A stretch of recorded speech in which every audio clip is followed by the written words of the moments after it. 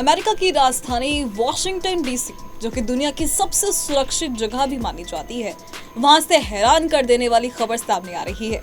यहाँ बुधवार की शाम को इजरायली दूतावास के 2 कर्मचारियों की गोली मारकर हत्या कर दी गई है। बता दें, ये घटना यहूदी म्यूजियम के पास हुई है। Homeland security secretary Kristi Noem ने इस घटना की पुष्टि भी की है। ये यहूदी म्यूजियम वॉशिंगटन डीसी में FBI की फील्ड ऑफिस से बस कुछ कदम की दूरी पर ही स्थित है। बता दें, इसके अलावा एक बड़ी जानकारी भी सामने आ रही है। इजरायली दूतावास के कर्मचारियों की हत्या के संदिग्ध को गोलीबारी से पहले म्यूजियम के बाहर भी टहलते हुए देखा गया था। जब उसे हिरासत में लिया गया तो उसने फ्री फिलिस्तीन के नारे भी लगाए। संदिग्ध की पहचान शिकागो के रहने वाले 30 साल के एलियास रोड्रिगेज के रूप में हुई है। बता दें, मेट्रोपॉलिटन पुलिस की प्रमुख पामेला स्मिथ ने जानकारी दी है कि 2 मृतकों में एक पुरुष और एक महिला है।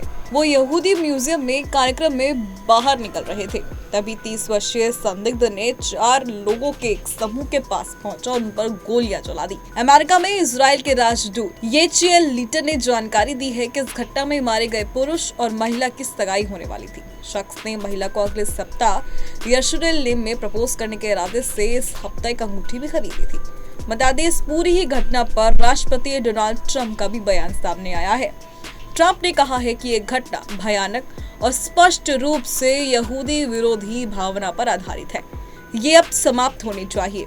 नफरत और कट्टरपंथ के लिए अमेरिका में कोई जगह नहीं है। मैं पीड़ितों के परिवार के प्रति संवेदना जताता हूँ। बहुत दुख की बात है कि ऐसी चीजें हो सकती हैं। भगवान सभी का भला करे।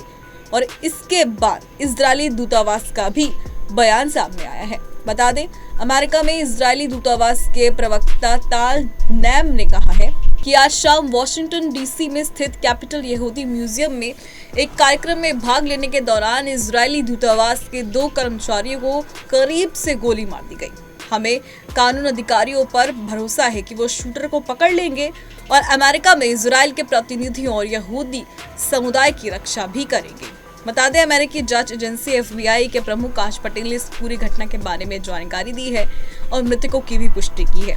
इसके बाद उन्होंने कहा कि वॉशिंगटन फील्ड ऑफिस के पास हुई गोलीबारी के बारे में मुझे और मेरी टीम को जानकारी दी गई है।